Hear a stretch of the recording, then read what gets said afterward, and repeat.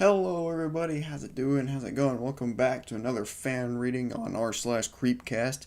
Today we are going to be looking at a story by u/Killjoy, and the story is called The Ghosts of Lancaster Hill. I have no idea what this story is about. I don't know if the artist has written anything else, but I'm excited because, I'm all for like classic kind of spooky ghost story stuff, so I thought that'd be interesting to do. Anyway, enough about that. Let's jump right into this digital piece of parchment, huh? Here we go. The Ghosts of Lancaster Hill. I moved to a town in North KwaZulu-Natal called Vryheid. Vryheid? I don't know how to pronounce that. Due to being transferred by the railways. I will never forget diving into this small town on the first night. There was a large hill which loomed over the town, and in darkness of night and cast an even darker shadow, except for a large illuminated cross on the corner of the hill, shining out into the inky blackness of the night. I soon learned that it was called Lancaster Hill. My part of the story, that being the teller, I suppose, good lord, started a few months later at our annual end of the year function.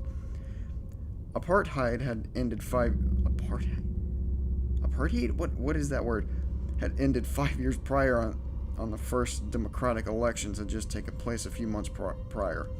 There was electricity in the air, and people were hoping for a brighter future. To this end, management had decided we should have a year-end braai, that's an outdoor charcoal barbecue for context, and just say barbecue, man. With all the staff, white, black, and everyone in between, which was a novelty for most still. As we congregated around the fires at night talk soon turned to ghost stories. Okay, I'm not seeing a lot of commas. It's a lot of improper grammar. As we congregated around the fires at night, talk soon turned to ghost stories, as they often did. As they oft tend to around the fireside at night. Pieter, what a name, my college was regaling us tales of a ghost tour he had taken a few weeks prior at the Talana battlefield of nearby Dundee. Are these real places, or are they fake names? This is just, what a start. You walk around at night, and the guide talks through the action of the Battle of Talana Heights. If you stand quietly in the dark, they say you can hear the horses galloping. I laughed, sipping my beer. And do you see or hear any horses? Peter shook his head. No, I don't really believe in that cack. But the missus likes it. We all shook our heads. One of the black workers, Jacob Timbu, stared intently into the glowing coals. He spoke softly and slowly. I've seen ghosts of soldiers before. He stirred coals with a stick. Jacob was older, almost retirement age. Shoulders stooped with a life of hard work on the railways, but paradoxically strong from the self-same labor. The fire glinted in his eyes. He wrinkled face wore a thoughtful expression. I smiled and said, "Tell us about it." He shifted uncomfortably and began speaking. Began with my grandfather Sifo. Sifo? He was a young man when the British came for the big war with the Boers. The British built up a fort on the hill, he said, pointing towards the hill. The British came to the young men to help build the fort, and afterwards, some stayed on to help carry stretchers. My grandfather and his brother were two of these. They had a small tent they would sleep in at night in the fort. Away from the soldiers, one night, 3 soldiers came into the tent and kicked them awake. "Get up, you bastards! We've got work to do," the one hollered. They thrust picks and shovels into some of their hands, and then the others were made to carry 3 heavy wooden boxes. They were not coffins. They were too small and narrow, but they were heavy. They marched out into the cover of darkness to a secluded spot away from the camp. Everyone was nervous. The Boers liked to attack at night, and if they fell on a small group, there wouldn't be any survivors, as only whites carried guns. They stopped in a secluded hollow in the hill and were told to dig a hole, which they dutifully did. Once completed, they lowered the wooden boxes onto the waiting earth, covered them up, and piled rocks on top of them like a cairn. Like a cairn? What's a cairn? Some of these words are new to me. The leader of the soldiers spoke to the interpreter in a tone which sent a shiver down his spine and said, "You make sure they understand this clearly." The interpreter nodded and spoke to them these words. "You boys forget about tonight. You forget about this place. You forget about what you've done here. You don't come here. You don't come dig this up. If I hear anything about it, gossip or otherwise, or we catch you here, I will put a bullet between your eyes. Myself. Am I understood?" They all nodded, terrified. "Good," he said, reaching into a bag on his belt. Paid each of the men 10 shillings. "You take that money, you keep quiet," he said, smiling. I suppose most did forget. After all, who could understand what the whites were up to? And the idea of a bullet between the eyes was an appealing prospect by any means. The mysterious burial sat with my grandfather, however, chewing on his mind like a worm eating the leaves. There was a big fight on the hill not long after that night. Oh my gosh, excuse me. And 3 soldiers were killed. The war continued and eventually ended, and my grandfather and his brother found work at the nearby mines in Hlobane? I don't know. My grandfather never forgot that night. Some years later, when my grandfather was about 40, he devised a plan to go find these treasure, as he come to call it. His brother was less enthusiastic about the prospect. "Think about it, Isaac. The British are gone from the hill. The 3 that took us that night are dead. They must have died before they dug it up. It could be money or guns," he pleaded feverishly, wide-eyed. Isaac relented on the condition that they go at night to avoid being caught by the authorities. There were 5 men, all told. My grandfather, his brother, 2 co-workers from the mine, and lastly my father, who was about 15 at the time, but was strong and nimble. The men borrowed tools from the mine and set out on their quest up the hill in the dark of the winter night. The moon was full, which provided enough light to navigate the rocky ascent. They dared not use any lantern until they reached the site, as the lights would be easily seen from far away. They traveled up the derelict redoubt? They could have help. Redoubt. Is that a word? They had helped build just 20 years prior. Every now and then my grandfather and uncle would stop and discuss if they were still on the right path. After some time they eventually came upon the cairn, almost exactly as they had left it. The air became electric with excitement and apprehension. The climb had exhausted everyone, and they decided would rest a while before beginning the hard labor of moving the rocks and digging. They sat in the cold, moonlit, still night. One of the men lit a pipe and began smoking.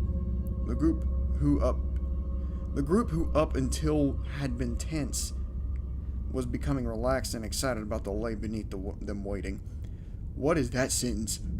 My grandfather and his brother were dividing the spoils up in their minds with one another when there was a snap of a branch near. Startled the men jumped up, worried it was a leopard or some other predator. One of the men hastily lit the kerosene lamp they had brought with them, and the darkness of the night was beaten back a few feet. What met their gaze was not a big cat, though. They stood surrounded by soldiers in red coats, white pith helmets fastened on their heads. Soldiers had their weapons trained on the group, who huddled together back to back. 2 of the men held up shovels in defensive posture, as if to use them as melee weapons. The air grew deathly cold, and it seemed the lamplight dimmed unnaturally. Soldiers stepped forward and in a hollow voice issued orders calmly. Now, gents, put down your weapons and come with us. You are not supposed to be here." 2 miners threw down their lanterns and bolted shrieking like banshees into the night. The phantom officer watched them run off and shook his head. He motioned to the soldiers, and they re-aimed their rifles at my family. The soldiers closed in and tied the men's hands behind their backs. Their touch was cold, like when you leave metal outside overnight. They surrounded them and began marching them up the hill higher. "Where are you taking us?" my father asked defiantly. A soldier hit him with the butt of his rifle. "Shut up and walk," came the reply. The silent procession marched for what seemed like hours until they reached a small cave. The leader motioned with a nod to the cave. "In there, lads. The captain will decide what we do with you." The men sat huddling together. Isaac was muttering a prayer, and my grandfather was consoling my father. 2 soldiers stood guard at the entrance, and the other vanished into the night. "You sit tight now. Sergeant, if they come out of the cave, shoot them. Between the eyes, if possible," he said with a chuckle as he vanished into the dark. The men, terrified and freezing, began to feel drowsy. One by one, they drifted to sleep. Okay, is this a ghost story or a history lesson? I'm here for spooks, not learning. The story had a chilling effect on us, especially due to the earnestness of its teller, Pieter. Ever the Joker tried lightening the mood. Jakes, you said you saw a ghost, though. Not your pops or father. Jacob shifted his weight and answered, I did. I went back with my father in 1954. Needless to say, my family was traumatized by the entire ordeal. However, my grandfather's obsession seemed to regrow as the terror of that dark night faded into the past, and he eventually passed the infection on to my father, and soon began plotting to return again. My grandfather had grown too old and infirm, however, to make the trip, and he was well into his 70s. He drew a simple map from memory and he gave it to my father, who in turn conferred with his uncle on the finer points. Isaac Mtimbu had converted fully into Methodism following his harrowing brush with the ghosts and was not pleased with his nephew's enthusiasm at the idea of retaking the trip. You were there with us, Elias. Don't you remember? One of them beat you with a gun? My father shrugged. Malume, you were going in the daytime. There are no ghosts when the sun shines. And my one friend says he can't get multi to protect us from the spirits, even the white ones. Isaac shook his head. I can see you cannot be dissuaded, but why do you want to take Jacob? He's young, and has some friends to help. Don't you remember? It's hard to get there, and we need some strong boys to help carry down the treasure. Isaac spat out the words. Treasure? We don't even know if there is treasure. Could be boxes, rocks down there. My father smiled. If it isn't treasure, then why do we need the dead protected? He asked smugly. His uncle shrugged and shook his head in resignation. I will pray for your nephew. And don't put your faith in Multi. Oh, Muti. I thought it was I've been saying Multi. It's Muti. Is that a god they're worshipping? I don't know. I was around 19 years old and gathered a group of friends and told them of the treasure buried by my grandfather. I left out the talk of ghosts, despite my father and grandfather's tales found them too fanciful. I reckon they had been scared off by police or rangers, or even poachers. They were just too ashamed to admit they fled.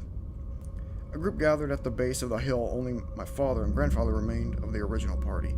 The plan was for my father to lead us to the spot, show us to get there, and we would memorize it and come back again to excavate. My grandfather greeted us at the base of the hill and bid us good luck. The hill was not very steep, but it was not easy going climbing either. We had to stop frequently for my father to catch his breath. The grass was also long, at least head height in most places. Summer sun beat down on us as we worked our way up to the face of the hill. There was a slight breeze which cut through the grass, which cooled us. It seemed like there were whispers on the wind, but I dismissed it all to all the ghost stories the old ones had told me. I was musing this to myself when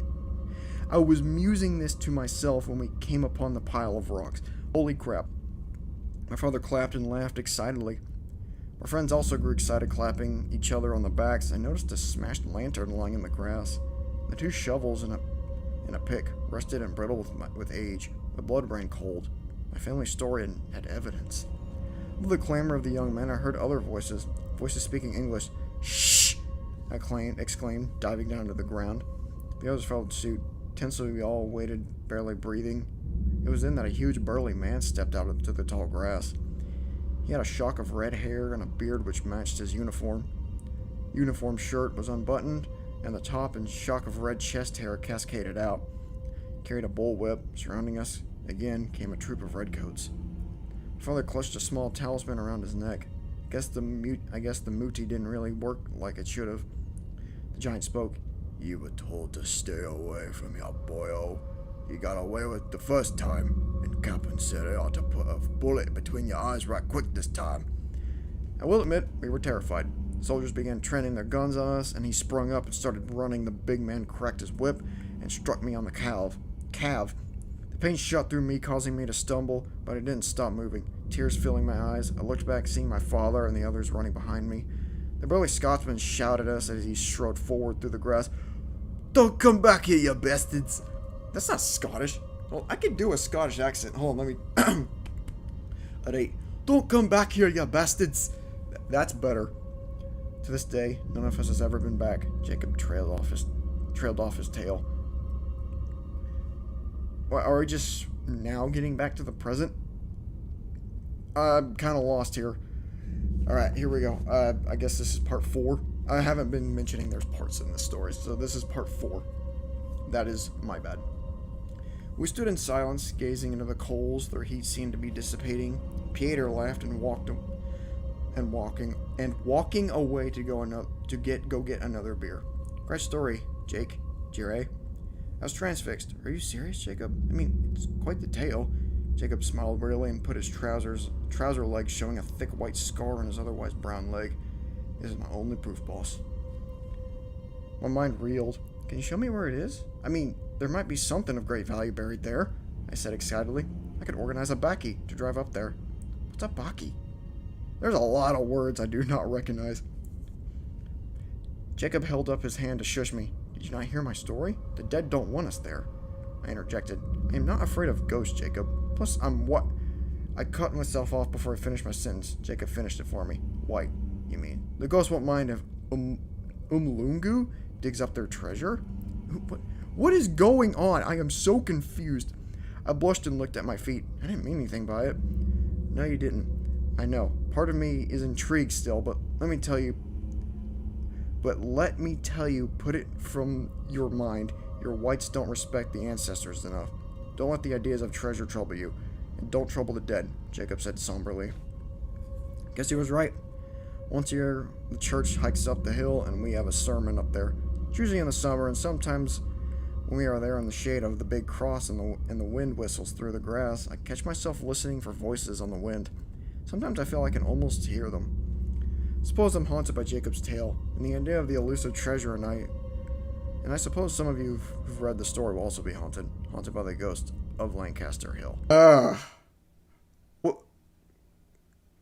That was just... Was that somebody's just made up history on slavery? I'm so confused. Where's the ghost? Where's the horror? Where's the spooky? The only horror was just racial problems. What the fudge was that story? Thank you, Killjoy, for the story, but, your writing does need a little work. I'm not an expert, trust me, I'm not. But I'm going to encourage you to keep writing. You can do better. You will always do better. I will always say that. But you probably need to work out some kinks first. I don't... I was a little confused on where the story was, what was history and what wasn't, and where was the scary stuff.